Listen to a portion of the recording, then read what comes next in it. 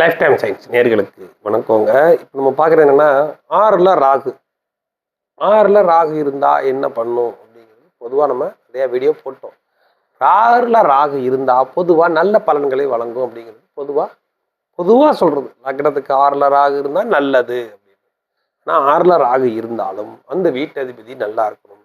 இல்லை, அது ஒரு முக்கியமான விஷயம். வீட்டதிபதி நல்லா இருக்கணும். அந்த ராகுவை நல்ல கிரகங்கள், அதாவது லக்னாதிபதி, 5ஆம் அதிபதி, 9ஆம் அதிபதி, அந்த லக்னத்திற்கு யோகாதிபதிகள் அவரை பார்க்கணும். இல்லையா, யாரும் பார்க்காம கூட இருக்கலாம். ராகு தனிச்சிருக்கணும்.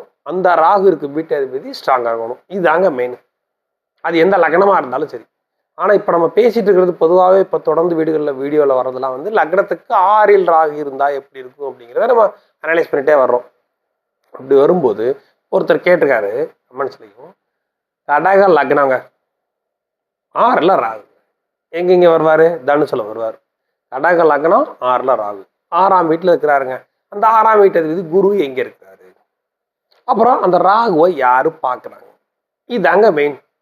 நான் என்ன சொல்லியிருக்கேன், ராகு இருக்கும் வீட்டதிபதி 6 அப்படின்னா நல்ல இடம் அப்படின்னு நம்ம பேசிட்டு இருக்கோம். அப்படி இருக்க அந்த ராகு இருக்கும் வீட்டதிபதி ராகுவுக்கு மறைந்து வலுவாக இருக்கணும். சொந்த வீட்லையோ வேற வீட்லையோ இருக்கும். அதுக்கடுத்தபடியாக அந்த ராகுவை கெட்ட கிரகங்கள் பார்க்கக்கூடாது. 8ஆம் அதிபதி அந்த மாதிரி பார்க்கக்கூடாது. அவங்கள யாரும் பார்க்கணும்னு சொல்லியிருக்கிறோம், யோகாதிபதிகள் பார்க்கணும். இப்போ கடக லக்கணத்துக்கு இந்த கிரகங்கள் எப்படி உட்கார்ந்து அந்த திசையை நடத்தினா எப்படி வரும், எப்படி இருக்கு அப்படிங்கிறதையும் இப்போ நம்ம பார்த்துக்கோங்க.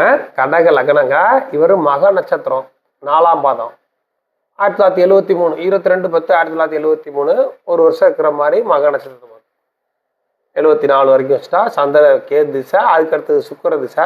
சுக்கரன் வந்து 5ல், அது ஒரு 20 வருஷம். அடுத்த சூரிய திசை, சந்திரசை முடிஞ்சு செவ்வாய் திசை முடிஞ்சு இப்போ ராகு திசை 2017 கடைசியிலேருந்து அக்டோபர்லேருந்து இவருக்கு ராகு திசை அங்கே நடக்குது. பார்த்துக்கோங்க, 1 2 3 4 5 6 6ல் ராகு இருக்காருங்க. இப்போ நம்ம என்ன பார்க்க வந்திருக்கோம், விஷயத்துக்கு வந்துடுவோம்.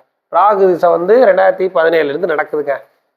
ராகு திசை சுயபுத்தி 2020 வரைக்கும் சுயபுத்தி. ராகு திசை அடுத்தது குரு புத்தி, அதுக்கு அடுத்தது ராகு திசை சனி புத்தி. இப்போ நடக்கிறது அவருக்கு கரண்ட்ல 2025 அக்டோபர்லேருந்து ராகு திசையில் புதன் புத்திங்க. இப்படி இருக்க இப்போ நான் விஷயத்தை சொல்கிறேன் பாருங்க.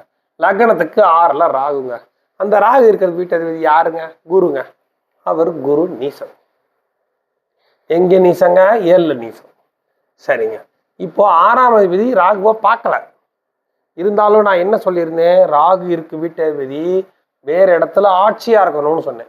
இந்த ராகு இருக்கு வீட்டதிபதி இங்கே உச்சமா இருக்கலாம், லக்னத்திலே உச்சமா இருக்கலாம், இல்லைன்னா இங்கே 9ஆம் வீட்டில் ஆட்சியா இருக்கலாம். எப்படி அப்படின்னா, அவர் ராகுவை பார்க்கல, அவ்வளோதான். அவரு நல்லா இருக்காரு. மொத்தத்தில் ராகு இருக்கு வீட்டதிபதி நல்லா இருக்கணும். முதல்ல அவரு நல்லா இருக்கணும், ராகுவை கெடுக்காம இருக்கணும், அப்போ பார்க்காம இருக்கணும், அவ்வளோதான். அப்படி இருக்க ராகு இருக்க விட்டது குருங்க. இந்த குரு வந்து இங்கே இருக்கணும், இங்கே இருக்கக்கூடாது. ஏன்னா பார்க்கக்கூடாது இல்லை சொல்லிக்கேன்னா, பார்க்கக்கூடாது. இங்கே இருந்தால் பார்த்துருவார், பார்க்கக்கூடாது. இங்கே இருந்தால் பார்த்துருவார். மொத்தத்தில் இங்கே இருக்கலாம், ஆட்சி அடையலாம் இல்லைங்க, அது நல்ல அமைப்புங்க. சரிங்க. இல்லை, இங்கே உச்சம் அடைஞ்சிருக்காங்க இல்லைங்க, அது நல்ல அமைப்புங்க. ரெண்டுமே ராகுவை பார்க்காத இடங்கள்.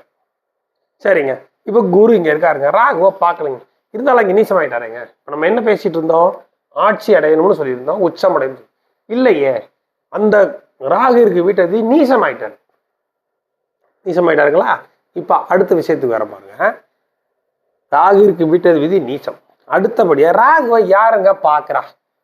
செவ்வாய் எடுத்துட்டோம்னா அவர் 8ஆம் பார்வை வரைக்கும் தான், 9ஆம் பார்க்கல. ராகுவை செவ்வாய் பார்க்கல. அதுக்கு அடுத்தபடியா வேற யாரு? சந்திரனுக்கு 7ஆம் பார்வை தான், கிடையாது. அதுக்கடுத்து சூரியன் புதன் சம்மந்தப்படலை, சுக்கிரன் சம்மந்தப்படலை, குருவும் சம்மந்தப்படலை. இங்கே 7ல் இருக்காருங்க சனியும் கேதுவும். சனி வக்ரமாகி கேதுவோடு இருக்கிறது நல்ல அமைப்பு. சனி திசை ரொம்ப டஃபாக இருக்கும் ஜாதகத்துக்கு, அது அடுத்து பார்ப்போம். அதுக்கடுத்தபடியா சனி வக்ரமாகிட்டு 7ல் நேர சப்தமா பாருங்கயா ராகுவை பார்க்குறாரு. சரிங்க. இந்த சனி நல்லது பண்ணுவாரா கெடுதல் பண்ணுவாரா? அடுத்த கேள்வி அதானே வரும். பார்க்கும்போது செவ்வாய் சனியை பார்க்கல. அந்த வகையில் சனி சூட்சும வலுவோட நல்லா தான் இருக்காரு, நல்ல இடத்துல தான் இருக்காரு. அவர் என்ன பண்ணியிருக்காருன்னா, அந்த ஜாதகத்துக்காருக்கு என்ன கேட்டிருக்காருன்னா, சனியும் புதனும் பரிவர்த்தனை இருக்காரு. சனி இங்கே உச்சம்தான், இது சனியோட வீடு கிடையாது. அவர் என்ன கேட்டிருக்காருன்னா, சனியும் புதனும் பரிவர்த்தனை அப்படின்னு. பரிவர்த்தனை கிடையாது. சனியும் புதன், சனியோட உச்ச வீடு தான் இது, சனியோட வீடு கிடையாது. அவர் நினைச்சிட்டாரு சனியும் புதனும் பரிவர்த்தனை, சனியும் புதன் பரிவர்த்தனை எல்லாம் கிடையாது. இப்போ ராகுவை மட்டும்தான் நம்ம பேசணும். ராகுவை பார்க்கும்போது இவருக்கு இந்த சனி பார்க்கறது இந்த லக்னத்துக்கு யாருங்க? 1 2 3 4 5 6 1 2 3 4 5 6 7 8 குடையவர். 7 8 குடையவர் யாருங்க? சனி. இப்ப நம்ம சொல்லிட்டு இல்லைங்க, துர்ஸ்தானாதிபதிகள் பார்க்கக்கூடாதுன்னு. 6 குடையவர் பார்க்கலைங்க, 6 குடைய குரு வந்து ராகுவை பார்க்கலைங்க, 8 குடையவர் சனி பார்க்கிறாருங்க. இதானங்க பிரச்சனை. நம்ம 6 பத்தி பேசிட்டு இருந்தோம், இப்போ ஒரு 8 குடையவர் பார்க்கறாருங்க. சரிங்க, சனி எந்த அளவுக்கு நட்பு வீட்டில் தாங்க இருக்காரு, கேதுவோட தாங்க இருக்காரு, வக்ரம் அடைஞ்சு கேதுவோட இருக்கிற வக்ரம் அடைகிறது நல்ல யோகம் தாங்க இருக்க. இந்த குருவும் சனியை பார்க்கல. இன்னொன்று அவங்க இருக்கிறது இன்னொரு 12ஆம் வீட்டில் இருக்கிறாங்க.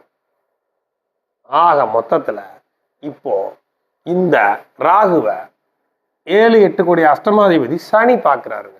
அப்படி இருக்க இப்ப என்ன பண்ணும் இந்த ராகு திசை அப்படின்னா 2017 ஆரம்பிக்குதுங்க. 2017 இருந்து 2020 வரைக்கும் அவருக்கு சுய புத்தி ஓரளவுக்கு நல்லா இருக்குங்க. ஏங்கன்னா சனியின் பார்வையில் இருக்கும்போது அது நல்லா தாங்க இருக்கும். அதுக்கடுத்து ராகு திசை குரு புத்தி வரும்போது அவருடைய ஒரிஜினல் கெப்பாசிட்டி அதை மெயினாக புரிஞ்சுக்கணுங்க. இந்த ராகு நான் என்ன பண்ண போறேன் அப்படின்னு அவர் சொல்லணும். இந்த ராகு அவர் யாருங்க சொல்லுவாரு? இந்த ராகு சொல்லணும்னா யார் சொல்லுவா? ராகு சொல்லணும்னா அவங்க ஓனர் தானே வந்து சொல்லணும். அவங்க ஓனர் யாரு? குரு. இந்த குரு வந்து 2020 இருந்து 2022 இவருக்கு பெரிய பாதிப்புகள், அதாவது மைனஸை தான் கொடுப்பாரு, பிளஸுகளை கொடுக்கறதுக்கு வாய்ப்பு கிடையாது. ஏன் கேட்டீங்கன்னா அவர் நீசம் அடைஞ்சிருக்காரு. 10ஆவதுக்கு இவர் வந்து குரு நீசம் அடைஞ்சு, ராகு இருக்கு வீட்டதிபதி நீசம் அடைஞ்சு சனியின் பார்வையும் வாங்கியிருக்கும் போது அந்த குருவுமே சனியோட வீட்டில் தான் இருக்காரு. அப்போ 2020 22 இவருக்கு பெரிய பாதிப்புகளை தான் கொடுப்பாங்க. அதுக்கடுத்து ராகு சனி புத்தி அடுத்த ரிப்போர்ட் கொடுக்குறதுக்கு இன்னொருத்தர் வராரு. அது யாருன்னு கேட்டீங்கன்னா சனி. ஏன் கேட்டீங்கன்னா அவர் தானே பார்த்துட்டு இருக்காரு. இருக்கும் வீட்டதிபதி அடுத்து பார்க்கும் ஆளு சனி இருக்காரு, அவர் கொடுக்குறாரு. அதுக்கு அடுத்தபடியா 2025 அப்புறம் ராகு திசையில புதன் புத்தி வருதுங்க. இது எப்படி இருக்கும்னா புதன் வந்து சூரியனால பாதிக்கப்பட்டிருக்காரு, அவரும் நல்ல பலன்கள் வழங்க மாட்டார். இதுக்கெல்லாம் என்ன காரணம்? இத்தனையும் மைனஸ்ல வந்ததுக்கு என்ன காரணம்? ராகு இருக்கு வீட்டதிபதி நீசம். 10ஆவதுக்கு சனி பார்த்ததை நான் தப்புன்னு சொல்ல வரல, அவர் இந்த லக்னத்துக்கு யோகாதிபதி கிடையாது. முதல்ல அதை புரிஞ்சுக்கணும். நம்ம இந்த லக்னத்துக்கு அது 2 மைனஸ் சொல்லிட்டேன். ஒரு மைனஸ் வந்து ராகு இருக்கு வீட்டதிபதி நீசம், நீசம் அடையக்கூடாது.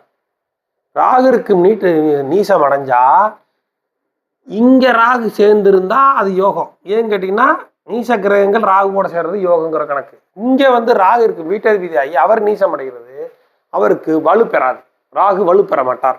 10ஆவதுக்கு இந்த லக்னத்துக்கு 7 8 கூடியவரா சனி வராரு. முதல்ல சனி பார்க்கறது கெட்டதுங்கிறது எதுனாலங்கிறத முதல்ல தெரிஞ்சுக்கணும். 7 8 கூடியவர் இவர் போய் பார்த்தா, அப்போ நான் ஏற்கனவே என்ன சொன்னேன், 6ஆம் அதிபதி பார்த்தா 6ஆம் அதிபதிக்குண்டான பிரச்சனைகளா மாறிக்குவாரு ராகுன்னு சொன்னோம். அதே மாதிரி 7 8 கூடியவராக மாறி 8 கூடியவராக மாறி எல்லா தொந்தரவுகளையும் ராகு திசை சனி புத்தி, ராகு திசை புதன் புத்தி. இப்ப இவரை பொறுத்த மட்டும் சிம்ம ராசி வேற ஓடிட்டு இருக்கு. அஷ்டமத்துல சனி, அஷ்டமத்துல சனி இருக்கும்போது இவருக்கு ராகு திசை புதன் புத்தியும் பாவத்துவம், அதாவது சூரியனோட சேர்ந்து இருக்கிற புதன் அவரு நல்ல யோகங்களை வழங்க மாட்டார். அப்படிங்கிறப்போ ராகு திசை புதன் புத்தியும் நல்லது பண்ணாது. அதுக்கடுத்து கேது புத்தி வருது, அது ஓரளவுக்கு இருக்கும். அதுக்கு அடுத்தது ராகு திசை சுக்கிர புத்தி, சுக்கிரனும் பகை வீட்டில் இருக்கிறாரு. அந்த சுக்கிரன் இருக்கும் வீட்டு செவ்வாய் வக்ரம்ங்க. இப்படி வக்ரமாகி இருக்கும்போது நம்ம என்ன சொல்லியிருக்கோம், 1 5 9 3 பேர் தான் யோகத்தை கொடுக்கக்கூடியவங்க. யாராவதுங்க? சந்திரன் ஒண்ணுங்க, செவ்வாய் ஒண்ணுங்க, குரு ஒண்ணுங்க. 3 பேரை நல்லா நோட் பண்ணிக்கோங்க. சந்திரன் ஒண்ணுங்க, செவ்வாய் ஒண்ணுங்க, குரு ஒண்ணுங்க. இதுல என்ன பார்த்தீங்கன்னா லக்னாதிபதி சந்திரன் சனியினுடைய பார்வையில் இருக்காரு. அப்படி இருந்தா உடம்பு சம்பந்தப்பட்ட பாதிப்புகளை கொடுத்துருவாரு. அதுக்கு அடுத்தபடியா பார்த்தீங்கன்னா 5ஆம் அதிபதி 10ஆம் இடத்துல இருந்தா ஸ்ட்ராங்கா இருந்தா பரவாயில்ல, வக்ரமாயிருக்காரு, அதுவும் பெரிய யோகா அமைப்புகளை கொடுக்காது. அதுக்கு அடுத்தபடியா 9ஆம் அதிபதி 7ஆம் வீட்டுல நீசம். இப்படி 3 பில்லரும் தான் மெயின். இந்த 3 பில்லரும் ஸ்ட்ராங்கா இல்லை. அப்படிங்கிறப்ப சனியினுடைய பார்வையில சந்திரன் இருக்கக்கூடாதுங்க. லக்னத்திற்கு குருவினுடைய பார்வை இருந்தாலும் நீசம் பெற்ற குருவின் பார்வை இருக்கிறதுனால தவிப்பார். இருந்தாலும் அந்த லக்னாதிபதியாகும் உடல் காரணமாகி இந்த சந்திரனை சனி பார்ப்பது அவ்வளவு சிறப்பு இல்லை.